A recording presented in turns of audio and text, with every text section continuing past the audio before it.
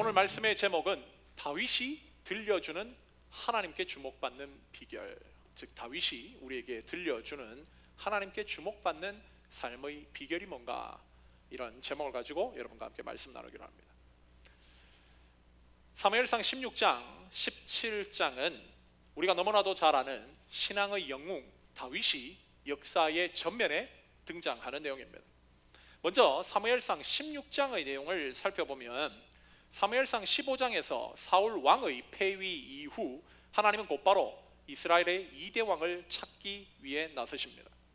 하나님은 특별히 사무엘에게 당신께서 베들레헴 이세 집에서 이스라엘의 왕이 될 만한 제목을 찾았으니 그 집으로 가서 왕으로 부름받은 자에게 기름을 부으라고 명령하세요. 사무엘은 하나님의 이 명령에 따라 이새에게 아들이 몇 명이나 되는지도 알지 못한 채 그의 집으로 갑니다. 사무엘은 이새의 집에 도착하자마자 이새의 아들들 중에서 누가 하나님께서 택한 자인지 몰랐기에 그들 한 사람 한 사람을 인터뷰하며 그 자가 누구인지 찾기를 해요. 먼저 사무엘은 이새의 첫 번째 아들 엘리압을 만나봅니다. 사무엘은 엘리압을 만나보자마자 그 첫 인상부터 압도당했던 것 같아요. 특별히 사무엘상 16장 6절에서 사무엘이 엘리압을 볼 때 과연 이 사람이구나 라고 할 때 과연에 사용된 히브리어 아크는 틀림없이 확실히라는 뜻으로 사무엘은 엘리압을 보자마자 이 사람이 하나님이 택한 사람이라고 확신했음을 의미합니다. 그러나 하나님은 사무엘의 생각과 달랐어요. 하나님은 즉시 사무엘에게 7절에서 너희 사람은 외모를 보고 판단하지만 나 여호와 하나님은 중심을 본다라는 유명한 말씀을 하십니다. 특별히 여기 중심이라고 번역된 히브리어 레바브는 바로 심장을 뜻하는 단어로서 비유적으로 사용될 때는 바로 사람의 전인격을 나타내는 속사람을 상징하는 말이에요. 즉 하나님은 겉사람을 보시는 것이 아니라 속사람, 그의 중심의 내용이 무엇으로 채워져 있는지를 주목해 보신다는 겁니다. 사무엘은 겉모습이 훌륭했던 사울의 실패를 경험하고도 여전히 사람의 외모를 보고 사람을 판단하는 어리석음을 범해요. 하나님의 선지자였던 사무엘조차 사람을 외모로 보고 판단한다면 외모를 보고 사람을 판단하는 것이 사람들의 기본 습성임을 보여주는 것입니다. 사람들은 지금도 자신들이 사람의 외모를 보고 판단하는 자신들의 잘못된 가치 기준 때문에 고생을 하면서도 여전히 사람을 외모, 학벌, 외적 배경 등을 통해 평가를 해요. 그러나 이런 어리석은 인간들과 달리 우리 하나님은 외모를 가지고 사람을 판단하시지 않습니다. 엘리압은 외적 조건이 너무나 훌륭한 사람이었지만 하나님은 그를 이스라엘 2대 왕으로 선택하시지 않았어요. 그의 중심의 내용이 하나님 보시기에 옳지 않았기 때문입니다. 사무엘은 이후 다른 아들들도 살펴봤지만 이새의 집에 있는 7형제들 가운데 하나님께서 선택하신 왕은 없었습니다. 그러자 사무엘은 이새에게 당신의 아들이 더 있느냐고 묻습니다. 이새는 아직 막내가 남아있는데 그는 밖에서 양을 치고 있다라고 답을 해요. 우리는 여기서 이새가 다윗에 대해서 말하고 있는 말투를 좀 주목할 필요가 있습니다. 이새는 다윗을 막내라고 표현했는데 여기 사용된 막내라는 히브리어 하카타는 막내라는 뜻보다는 하차는 중요하지 않는 이라는 뜻을 가지고 있습니다. 그도 그럴 것이 그 당시 장남우선인 사회에서 막내는 늘 인정받지 못하고 기대할 것이 없는 존재로 여겨졌습니다. 사무엘은 곧바로 그에게 이새에게 바로 다윗을 불러올 것을 명령해요. 특별히 사무엘상 16장 12절이 이렇게 기록합니다. 한번 다 같이 한번 읽어볼까요? 사무엘상 16장 12절입니다. 우리 함께 읽겠습니다. 시작. 이에 사람을 보내어 그를 데려오매 그의 빛이 붉고 눈이 빼어나고 얼굴이 아름답더라. 여호와께서 이르시되 이가 그니 일어나 기름을 부으라 하시는지라. 우리는 이 말씀을 통해서 하나님께서는 분명 7절에서 당신은 외모를 보고 판단하시지 않는다고 하셨는데 여기서는 다윗의 외모가 훌륭하다고 묘사하는 것처럼 보여서 앞뒤가 모순되는 말씀처럼 보여져요. 그러나 여기 붉다라는 히브리어의 원뜻은 어리다라는 말으로 한마디로 다윗의 얼굴이 앳되었다라는 뜻입니다. 또한 얼굴이 아름답더라에 사용된 히브리어는 토브라는 것으로 우리가 창세기 공부를 통해서 이미 경험했듯이 창세기 1장에서 하나님 보시기에 좋았더라에 사용된 게 토브예요. 이 말 역시도 외적인 아름다움이라는 뜻보다는 하나님 보시는 기준의 미에 적합한 인물이었다는 거예요. 즉 다윗은 하나님 보시기에 그 중심이 아름답고 속사람이 이스라엘 왕으로 너무나 적합한 인물이었다는 것입니다. 그렇다면 우리는 여기서 다윗이 도대체 그의 중심이 무엇이었기에 하나님께서는 그를 주목하셨고 하나님께서는 그를 이스라엘의 새 왕으로 선택하셨는지 좀 더 자세히 살펴볼 필요가 있어요. 특별히 사무엘상 17장은 다윗이 하나님의 선택 이후에 골리앗과의 싸움에서 승리함으로 이스라엘 전역에서 크게 높임을 받는 내용입니다. 특별히 이 17장에는 다윗의 중심이 무엇으로 채워져 있었는지가 자세히 나오고 있어요. 우리가 이 내용을 좀 더 주목해서 살펴본다면 하나님은 중심이 구체적으로 어떤 자를 주목하시고 어떤 자에게 축복하시는지를 좀 더 자세히 알 수 있지 않겠습니까? 그렇다면 대체 다윗은 그 중심에 무엇이 채워진 사람이었기에 하나님께서는 그를 선택하셔서 이스라엘을 이끄는 새 왕으로 선택하셨는지 오늘 말씀을 중심으로 다윗의 중심 내용을 여러분과 함께 묵상해 보자 합니다. 첫째, 다윗의 중심 내용이 무엇이었는가? 그의 중심에는 아버지의 명령에 순종하는 순종이 가득 차 있었습니다. 한마디로 다윗은 아버지의 명령에 순종하는 순종의 사람이었다는 거예요. 17장에 들어오자 블레셋은 또다시 이스라엘을 침공합니다. 블레셋은 사사시대 후기부터 왕정시대 초기까지 이스라엘의 최대 대적이었습니다. 블레셋은 16장 후반에서 하나님께 버림받은 사울왕의 상태가 안 좋다라는 것을 확인한 직후 17장에 들어오자 곧바로 이스라엘을 침공합니다. 특별히 블레셋에서는 여러분에게 너무나 잘 알려져 있는 골리앗이라고 하는 뛰어난 장수가 있었어요. 특별히 17장 4절부터 7절까지 묘사된 골리앗의 모습을 우리 기준으로 환산하면 그의 키는 무려 9피트 5인치였습니다. 그리고 그의 갑옷의 무게는 125파운드에 달했고 그가 손에 쥔 칼날의 무게만 15파운드에 달했어요. 이 모든 것은 골리앗이 얼마나 위협적이고 얼마나 무시무시한 적수인지를 묘사해 주는 거죠.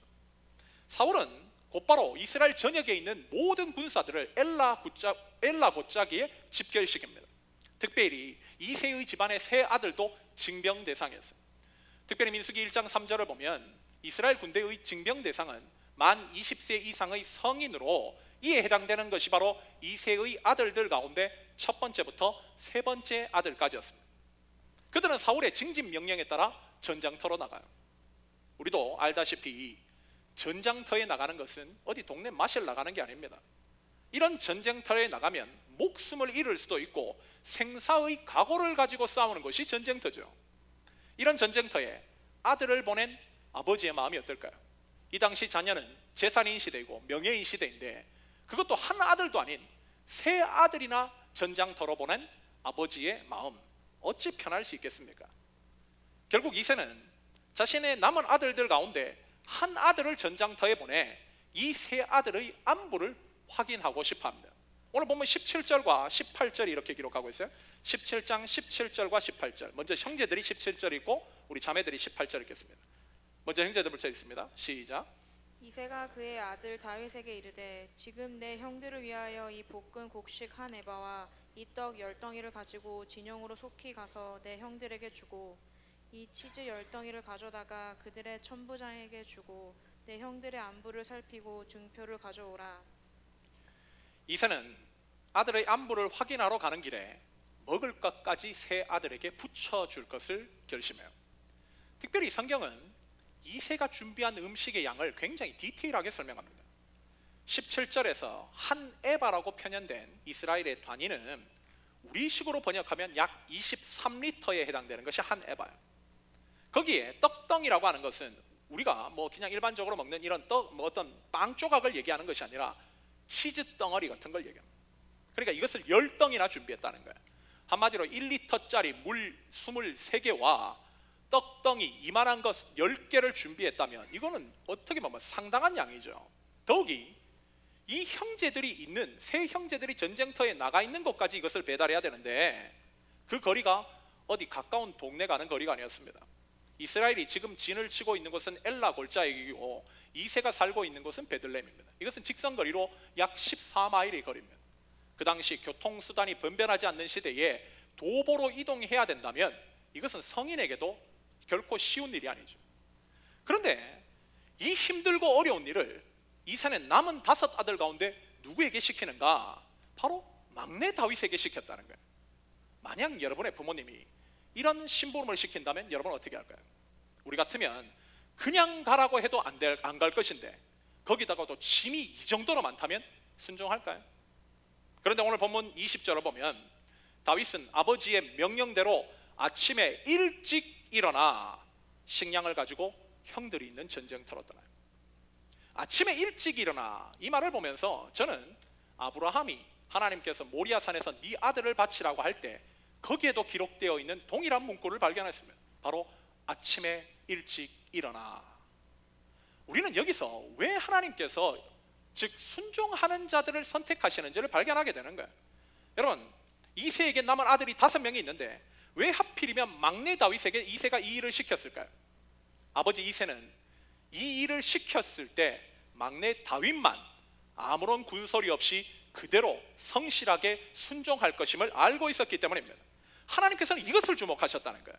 자신의 아버지 명령에도 저렇게 군말 없이 순종하는 자라면 왕이 되어서도 내 말에 순종할 것이다. 그랬기에 하나님께서는 그를 이스라엘의 새 왕으로 뽑으신 겁니다. 옛날에 읽었던, 서울에서도 지금 목회하시는 박영선 목사님이라는 분이 계신데 이분이 썼던 책에 쓰여진 예화가 기억이 났습니다. 그 목사님이 당구를 참 좋아하세요. 그분이 한 당구를 한 500 이상 치시는 것입니다. 한 번은 청년들과 당구를 치는데 한 청년이 당구에 기본기도 안 되어 있으면서 자꾸 희내로 하고 마세이를 찍으려고 그러는 거예요. 보다 못한 목사님이, 야, 너 그런 거 붙여 하지 말고 자세부터 잡아야 돼. 왼발에다가 네 힘의 기준을 집중시키고 그리고 나서 당구 큐대를 잡아서 치는 것부터 연습해야 돼. 근데 그 청년이 지독스럽게 말을 안 듣는 거예요. 그리고 계속 지멋대로 칩니다. 목사님이 하도 말을 안 들으니 한숨을 쉬었는가 봐요. 그랬더니 그 옆에 다른 청년이 하는 말이, 목사님 놔두세요. 지놈은 지 아버지 말도 안 들어요. 이러더라는 거예요.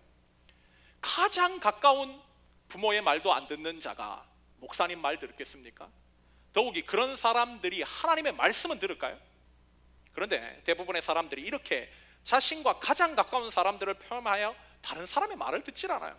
아무리 옳은 소리라도 그냥 웃고 넘길 뿐 결국은 지 하고 싶은 대로 합니다. 오늘 본문에 다윗이 아버지에게 순종한 이 모습이 하나님께서 그를 선택하셨을 때 가장 중요하게 보신 모습 중 하나였다고 한다면, 우리같이 자라오면서 부모 말 잘 안 듣고 부모 속 썩인 우리 같은 인간들은 절대 하나님의 선택에 들지 못하겠죠. 그래서인지 오늘날에도 그렇게 뿌리 깊은 불순종의 영향으로 하나님이 주시는 축복을 누리지 못하는 사람들이 의외로 많습니다. 그런 사람들 가운데 자신의 인생이 너무나도 안 되니 하나님 앞에 나와 교회에 나와서 신앙생활으로 그 모든 것들을 극복하고자 하는 사람들이 있어요. 저는 그것이 나쁘다고 생각하잖아요. 물론 어떻게 하든 그렇게 해야 됩니다. 그러나 결론적으로 그렇게 시작한 신앙생활이라 할지라도 그 신앙의 성패 역시도 하나님 말씀에 순종할 것인가 불순종할 것인가로 갈라진다는 거예요. 본인이 부모로부터 주변 사람의 조언까지 잘 안 들어서 그렇게 망해버린 삶을 달라지겠다고 주님을 찾았어도 결국 하나님의 축복도 하나님의 말씀의 순종 여부에 있었다는 것입니다. 사실 처음 신앙생활을 하는 사람들은 신앙생활이 비교적 자유롭죠. 처음에 교회 와서 그저 그들이 하는 것이라고는 신앙생활을 잘하는 사람들을 지켜보는 것뿐이에요. 누가 성경책을 열심히 들여다보고 거기에 줄을 치며 노트까지 해가고 그런 어떠한 열정적인 모습이 그들의 눈에는 처음에는 참 신기하고, 또 기도를 하는데 새벽에도 나와 기도하고 저녁에도 나와 기도하고 그렇게 열심히 신앙생활하는 모습, 또 성도들이 열심히 봉사하는 모습까지 보게 하십니다. 간혹 교인들이 싸우는 모습도 보게 하시고 좋은 모습이든 나쁜 모습이든 다 지켜보게 하세요. 그러면서 믿음이 좋은 사람은 하나님께서 이렇게 복을 주시는구나 그것도 보게 하시고, 신앙생활을 엉망진창으로 하는 사람들이 삶이 안 되는 것도 보게 하십니다. 그러면서 그 사람 마음에 하나님은 무엇으로 축복하시는 분이신지를 깨닫게 하시는 거예요. 그러면서 결국 하나님께서는 그 사람에게도 동일한 걸 요구하기 시작합니다. 그것이 뭔가? 이제 너도 선택할 차례야. 내 말에 순종할 것인지 불순종할 것인지. 네가 교인들의 모든 케이스들을 네 눈으로 직접 보았으니 이제는 네가 내 말에 순종할지 안 할지를 결정하렴. 바로 그때가 온다는 거예요. 그 사람도 어느 지점에 다대해서는 지금까지의 보고 경험한 모든 것들을 통해서 하나님이 원하시는 길을 걸을 것인지 아닐 것인지를 결정해야 됩니다. 영원한 길을 갈 것인지 죽음의 길을 갈 것인지를 결정해야 된다는 거예요. 결국 신앙생활의 성패 역시도 어디에 있는가? 바로 순종에 있다는 것입니다. 순종. 많은 사람들이 입으로는 하나님의 축복을 받고 싶다고 하면서도 이 순종이 안 돼요. 하나님을 믿는다면서도 전적인 순종은 안 하면서 한다는 말이 뭔가? 결국 조건적인 순종만 운운합니다. 조건적인 순종이 뭡니까? 이거 해주시면 내가 그거 하겠다는 거예요. 그러나 하나님은 그런 사람에게 복을 주시지 않아요. 여러분, 성경을 지금까지 우리가 공부했던 것들을 한번 돌아보십시오. 홍해가 어떻게 해서 열렸습니까? 홍해가 열렸기 때문에 이스라엘 백성들이 들어간 것입니까? 요단강이 열렸기 때문에 이스라엘 백성들이 건넌 것입니까? 그렇지 않았다는 거예요. 홍해를 향해서 먼저 믿음의 발을 내딛었더니 홍해는 갈라졌습니다. 요단강을 향해서 믿음의 발을 내딛었더니 요단강이 갈라졌어요. 여리고 성도 마찬가지. 믿음으로 여리고성을 먼저 돌았더니 그 난공불락인 여리고성이 무너졌다는 것입니다. 여러분, 선순종, 이것이 바로 하나님의 축복을 불러오는 키라고 우리에게 누누이 하나님께서 말씀하시는 바입니다. 저는 다윗의 일평생을 꼽아서 다윗이 제일 잘한 것이 무엇인가 라고 꼽는다면 많은 사람들이 얘기하는 것처럼 골리앗을 잡아뜨린 것이라고 생각하지 않아요. 저는 바로 오늘의 이 순종이 다윗이 한 것 중에 제일 잘한 것이라고 생각합니다. 만약 여러분 생각해 보십시오. 만약 다윗이 아버지 이새의 명령에 따라서 어떤 이새가 하라는 어떠한 이 부분에 따라서 순종하지 않았더라면 어떻게 됐을까요? 그렇다면 그는 골리앗을 절대 만나지 못했겠죠. 골리앗이 하는 하나님을 모욕하는 소리 듣지 못했겠죠. 골리앗과 싸우지도 못했을 것입니다. 그렇다면 우리가 아는 다윗은 존재하지 않았을 것입니다. 결국 다윗이 드러날 수 있었던 것은 바로 오늘의 이 순종 때문에 다윗은 골리앗을 만나 골리앗을 물리칠 수 있었고, 하나님께서 역사의 전면에 등장시키고자 하시는 하나님의 뜻 가운데 세워질 수 있었다는 거예요. 많은 사람들이 오늘도 인생이 어렵다고 얘기합니다. 자신들의 인생에 하나님의 놀라운 역사가 나타났으면 좋겠다고 얘기하고, 하나님의 인재를 강렬하게 체험함으로 자신의 신앙이 회복되고 싶다고 얘기를 해요. 그래서 누군가는 영성일기도 씁니다. 그래서 기도와 말씀을 통해서 하나님과 더 가까워지고자 노력해요. 저는 너무나 중요한 부분이라고 생각합니다. 그러나 여러분, 그런 영성일기는 전제입니다. 다시 말해서 그것은 갈멜살의 엘리야가 하나님의 불을 받기 위해서 제단의 장작을 준비하는 일과 같다는 거예요. 장작에 어떻게 보면 수많은 장작, 마른 장작을 준비하면 뭐합니까? 불이 붙여지지 않는다면 그 장작은 의미가 없죠. 그러면 하나님께서는 어떻게 해야 그 장작에 불을 붙이는가? 이유는, 대답은 간단합니다. 바로 하나님의 말씀에 순종할 때라는 거예요. 순종할 때 하늘에 불이 떨어진다는 거예요. 그럴 때 하나님께서는 강렬한 당신의 불로 우리의 삶을 불태운다는 것입니다. 만약 우리가 영성일기를 쓰면서 신앙을 회복하고 싶다고 한다면 거기에는 반드시 들어가야 될 내용이 있어요. 그것이 뭔가? 바로 오늘 나에게 주신 하나님의 말씀에 나는 몇 퍼센트 순종했는가? 오늘 하나님께서 나에게 10개의 명령을 주셨다면 나는 얼마만큼 순종했는가? 만약 30% 순종했다면 회개해야죠. 만약 70% 순종했다면 아직 30%를 못한 것을 십자가 앞에서 못한 이유를 가지고 회개하고 그 100%를 향해서 도전해야죠. 이 모든 것이 결국 있을 때에 우리의 신앙은 회복한다는 거예요. 다윗은 이 순종이 있었습니다. 그랬기에 하나님의 선택을 받아 하나님께서 사용하시는 놀라운 역사의 전면에 귀하게 등장할 수 있었다는 것, 이것이 바로 오늘 본문이 우리에게 주고 있는 첫 번째 메시지입니다. 둘째로, 다윗은 어떤 사람이었기에 하나님께서 그를 불러 위대하게 사용하셨는가? 다윗은 하나님의 명예를 지키기 위해서 자신이 싸워야 할 대상하고만 싸운 사람이었다는 거예요. 이것이 하나님께서 주목하신 또 다른 이유였습니다. 다윗이 아버지 명령에 따라 엘라 골짜기에 도착합니다. 그것은 한마디로 전장터였죠. 이스라엘 군대가 그곳에서 블레셋과 적극적으로 싸울 것이라고 생각했는데 자신이 가보니 이스라엘은 블레셋과 적극적으로 싸우려고 하지도 않고 그저 두려움에 떨고 벌벌 쫄아서 아무것도 안 하고 있는 모습을 발견하게 됐어요. 이스라엘 군대가 그렇게 하고 있는 이유는 바로 하나, 골리앗이라는 블레셋 장수 때문이었습니다. 골리앗은 이스라엘에게 일기토를 제안하면서 하나님을 모욕했어요. 다윗은 골리앗이 하는 그 모욕적인 언사를 들었습니다. 이스라엘의 군대를 그가 모욕한다는 것은 곧 하나님을 모욕하는 것이었어요. 다윗은 그 모욕을 듣자마자 이스라엘 군인들에게 이와 같은 말을 합니다. 오늘 보면 26절이 이렇게 기록되어 있습니다. 우리 17장 26절 한 목소리로 한번 읽어보도록 하겠습니다. 함께 읽겠습니다. 시작. 다윗이 곁에 서 있는 사람들에게 말하여 이르되 이 블레셋 사람을 죽여 이스라엘의 치욕을 제거하는 사람에게는 어떠한 대우를 하겠느냐? 이 할례 받지 않은 블레셋 사람이 누구이기에 살아계시는 하나님의 군대를 모욕하겠느냐?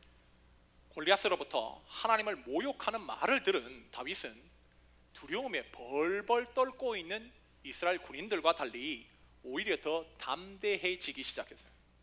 이것은 한마디로 그의 안에 있는 하나님에 대한 존경과 사랑 때문이었습니다. 이것이 다윗의 중심 내용이었고 속사람의 모습이었어요. 그래서 이제 다윗은 저 골리앗을 내가 잡아 죽여야겠다고 생각을 합니다. 다윗의 이런 기백은 겁에 질려 있는 이스라엘 군인들에게 아주 큰 충격을 가져다 주었고, 이 다윗의 말은 이스라엘 진영 내에 일파만파로 퍼지기 시작했어요. 다윗의 이런 기백에 대한 이야기는 형 엘리압의 귀에까지 들어갑니다. 그런데 흥미로운 것은 이런 다윗의 기백을 듣고 엘리압은 칭찬은커녕 화를 내기 시작해요.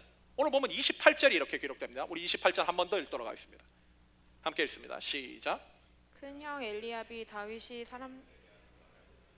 그가 다윗에게 노를 바라여 이르되 내가 어찌하여 이리로 내려왔느냐, 들에 있는 양들을 누구에게 맡겼느냐, 나는 내 교만과 내 마음의 완악함을 아노니 내가 전쟁을 구경하러 왔도다.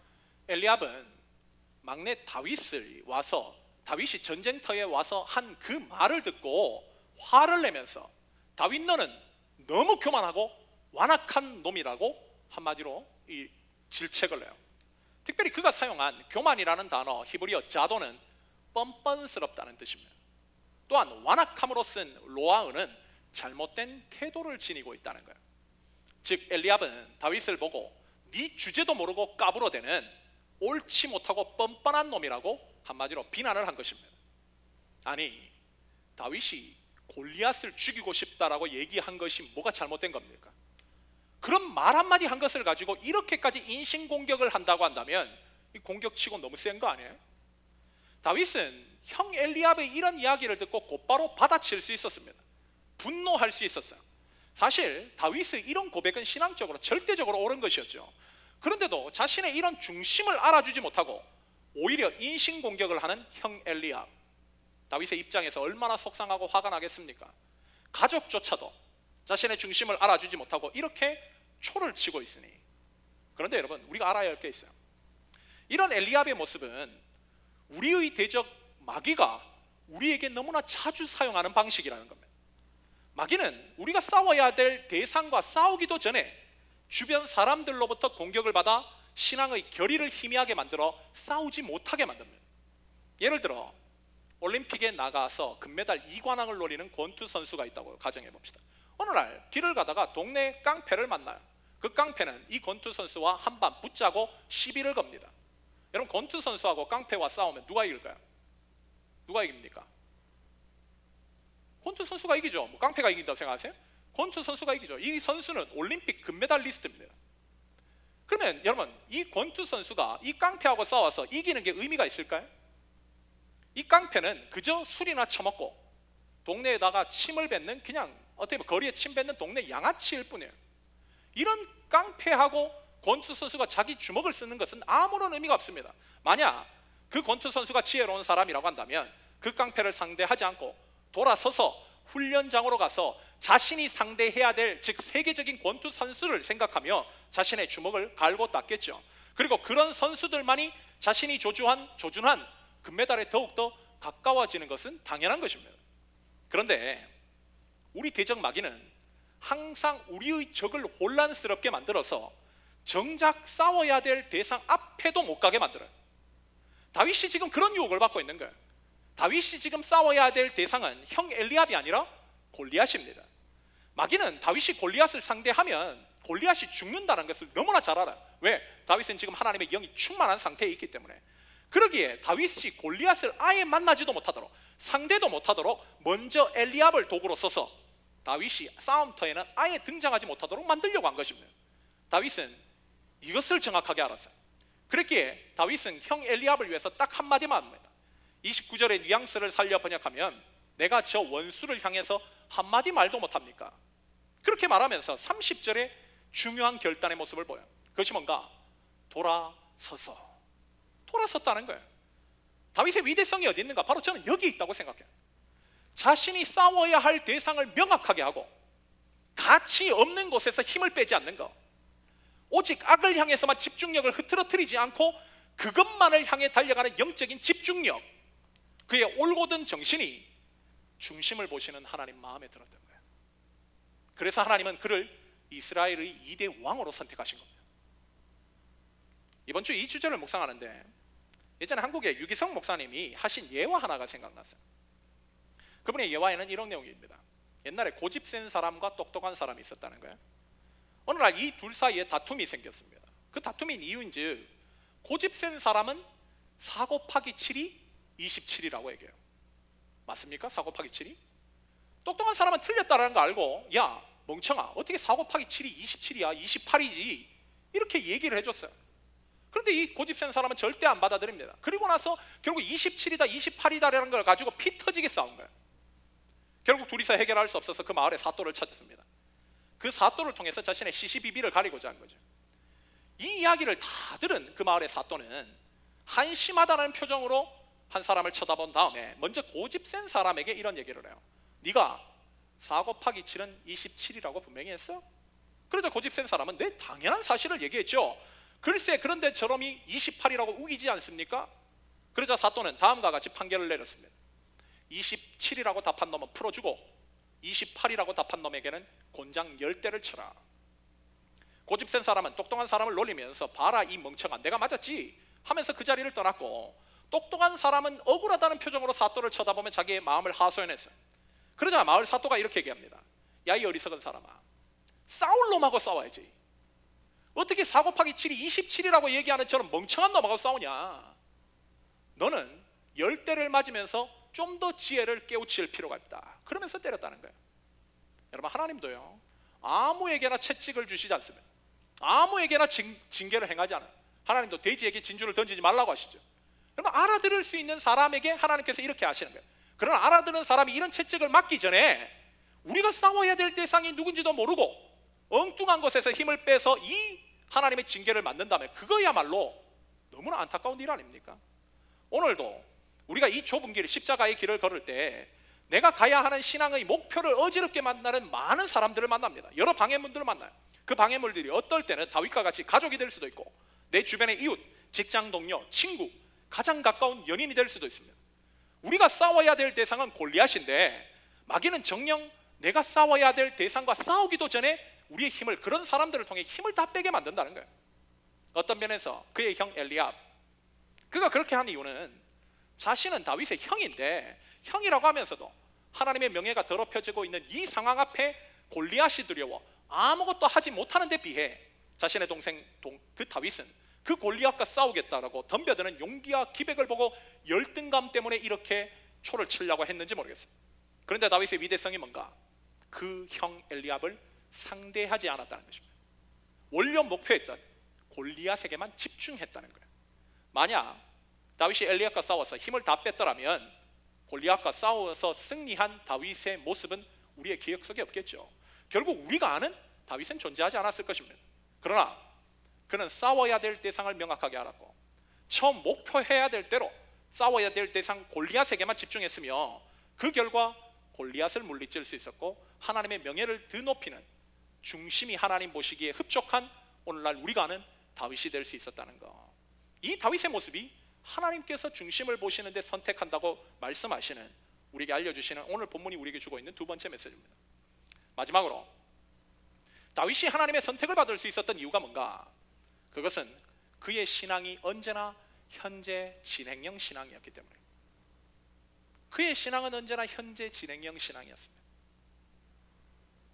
드디어 다윗이 자신과 골리앗이 싸우지 못하게 만드는 모든 난관들을 이겨내고 마지막 관문인 사울 왕 앞에까지 이르게 돼요. 그런데 사울 왕 역시도 다윗을 보자마자 그를 막으려고 합니다. 사울이 그랬던 이유는 딱 보기에도 다윗이 너무 어렵기 때문에. 지금 이스라엘이 상대해야 되는 골리앗은 거의 3m에 가까운 무정용사입니다. 그렇다면 이스라엘도 최소한 그 급에 근접한 사람을 내보내야 승리의 가능성을 높일 수 있어요.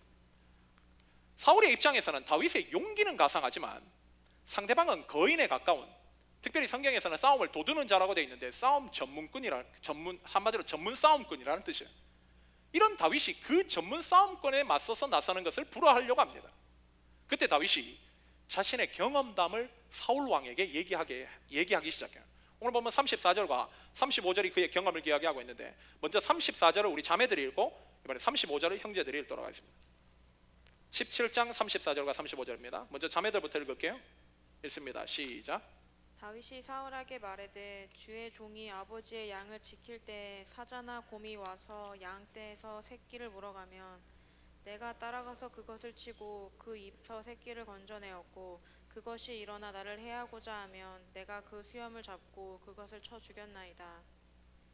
다윗은 과거 자신의 양을 지킬 때에 사자나 곰이 와서 자신의 양을 한마디로 죽이려고 하면 자신이 그 맹수에게 달려가 맹수를 치고 그 양들을 건져냈다는 거예요.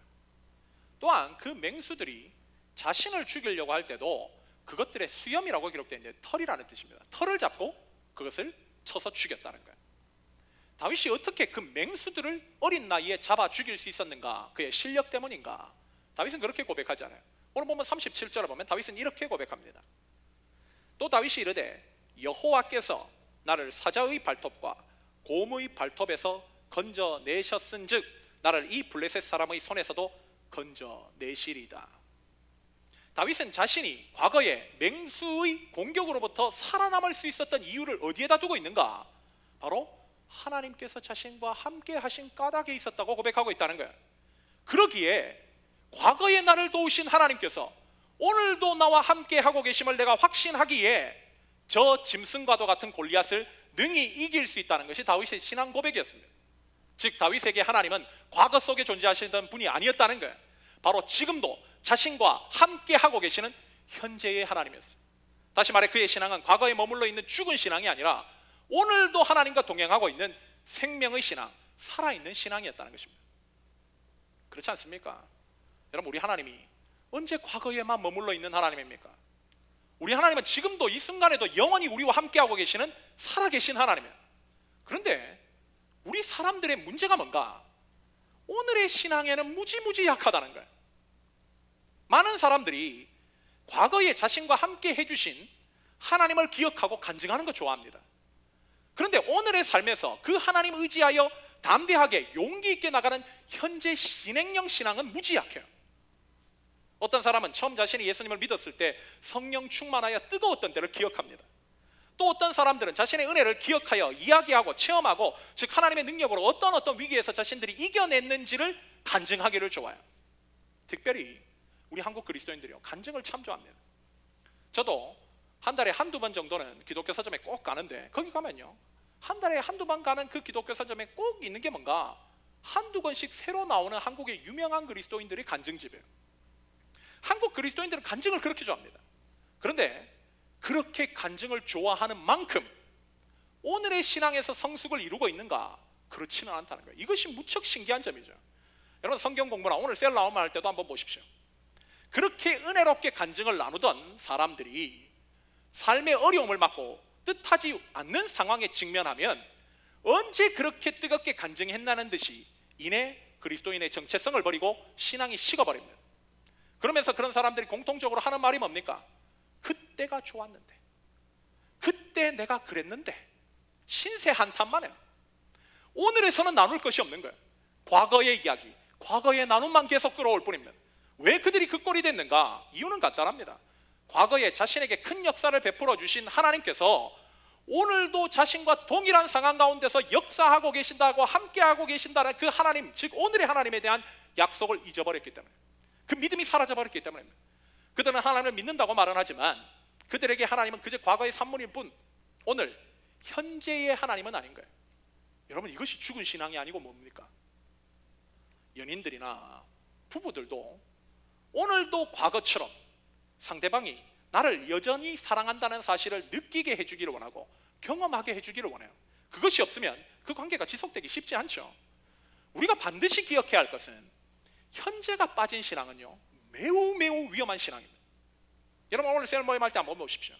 이번 주 한 주간 동안 순종했던 것, 역사되었던 하나님의 오늘에 대한 하나님에 대한 나눌 거를 얘기하라고 할 때 만약 나눌 것이 없다면 그것은 여러분의 신앙은 과거의 신앙에 매여 있을 뿐 오늘도 나와 함께 하시는 하나님을 잃어버린 죽은 신앙으로 살아가고 있다는 것을 매우 강력하게 반증하는 거예요. 참된 그리스도인의 영성이 뭔가? 언제나 오늘도 나와 함께하고 계시는 하나님을 믿고 내게 놓인 오늘의 신앙의 싸움을 계속 그 믿음대로 해나가는 것입니다. 오늘 하나님께서 우리에게 이 말씀을 주시고 이 다윗의 내용을 주목하라고 하시는 이유가 뭘까요? 다윗은 이런 현재 진행형 신앙으로 나를 기쁘게 했으니 너희도 이 삶을 살라는 거야. 우리의 신앙은 지금도 하나님께서 우리와 함께 하신다면 과거의 것보다도 훨씬 더 큰 것으로 역사하실 것이라고 믿는 현재 진행형 신앙이 되어야 됩니다. 여러분, 과거에 우리와 함께 하신 하나님께서 돌아가셨습니까? 사라지셨습니까? 그렇지 않다는 거예요. 우리의 영성이 과거에서부터 성장을 하지 않아서 그렇게 된 것이지, 오늘도 우리가 깨어 하나님을 붙들면 더 뜨거운 성령과 충만한 역사로 우리의 삶을 불태우실 수 있는 분이 바로 우리 하나님입니다. 예수님은 누가복음 20장 38절을 통해 하나님은 죽은 자의 하나님이 아니라 산 자의 하나님이라고 분명히 말씀하십니다. 그렇게 우리의 신앙은 언제나 현재 진행형 신앙이 되어야 되는 거예요. 이 믿음을 가질 때 우리의 신앙에는 힘이 생깁니다. 이 믿음을 가질 때 우리의 삶에는요 용기가 생겨요. 이 믿음을 어떻게 보면 진행형 믿음을 가진 다윗이 중심을 보시는 하나님께 선택을 받아 크게 사용받았다는 것이 바로 이것을 보여주고 있는 것입니다. 오늘 말씀을 마무리하면서 오늘 본문을 통해 이스라엘 2대 왕으로 세움을 받는 다윗, 이후 그의 삶의 스토리를 읽어보면 그의 삶에는 결코 탄탄대로만 펼쳐진 것이 아니었습니다. 곧바로 다음부터 나오는 다윗의 삶을 보면 사울 왕에게 질투와 시기를 받아 유대 광야로 도망가 10년 이상을 도망자의 신세로 전락합니다. 사울 왕에 이어 사무엘 하에, 즉 유대의 왕으로 등극하고 올라갔음에도 불구하고 그의 인생에는 수많은 전쟁들이 있었고 그의 삶을 위협하는 수많은 대적자들이 그의 목을 따려고 노리고 있었어요. 그런 위기 가운데 다윗이 고백하는 것이 뭔가? 우리처럼 과거의 하나님으로 머물러 있어서 오늘의 신앙이 죽은 모습으로 살아가는가? 그렇지 않았다는 거예요. 그의 신앙을 잘 보여주는 것이 바로 시편 23편인데 거기에 나와 있는 4절에서 그는 이렇게 고백합니다. 내가 사망의 음침한 골짜기로 다닐지라도 해를 두려워하지 않을 것은 주께서 오늘도 나와 함께 하심이라. 주의 지팡이와 막대기가 오늘도 나를 안위하시나이다. 다윗은 그 수없이 많은 위기와 어려움을 겪었음에도 그는 신앙이 변하지 않았어요. 그에게는 과거의 하나님이 아니었습니다. 오늘도 나에게 동일하게, 아니 그것보다도 더 크게 역사하실 수 있는 현재 진행형 믿음을 가진 사람이 바로 다윗이었다는 거예요. 그의 중심에는 언제나 그리했기에 하나님 말씀에 순종하고자 하는 순종이 있었고 하나님이 목표하라는 것에만 상대하고자 하는, 즉 집중력 있는 영성이 있었으며 그 모든 것의 기초에는 언제나 오늘도 현재도 함께 하시는 영원하신 하나님에 대한 깨어있음이 있었습니다. 다윗은 그 하나님과 자신이 함께 하시면 그분의 강력한 지팡이와 막대기로 자신을 보호하고 안위하시는 것을 확신했습니다. 그랬기에 자신 앞에 당면한 믿음의 길을 포기하지 않고 묵묵히 꾸준히 성실하게 충성을 다해 걸어갔던 거예요. 여러분, 베들레헴은요 이스라엘 가운데 메인 시티가 아닙니다. 변방 중에 변방입니다. 그 베들레헴에서 이새는 그렇게 유명한 사람이 아니었습니다. 그 이새의 집에는 형제들이 8명 있었는데 그 중에 막내라고 하는 것은 오늘 본면에서 얘기하고 있는 하카탄, 하찮고 별 볼 일 없는 존재가 다윗이었음을 보여주는 거예요. 지방 출신에다가 그것도 유지도 아닌 집에서 막내 하찮은 다윗이 어떻게 성경에 빛나는 다윗과 같은 위대한 이름으로 세워질 수 있었을까요? 바로 이 믿음이 있었기 때문에, 이 믿음이 결국 모든 것을 역전시킨 겁니다. 오늘 하나님은 우리에게 이렇게 믿고 있는 거예요. 묻고 있습니다.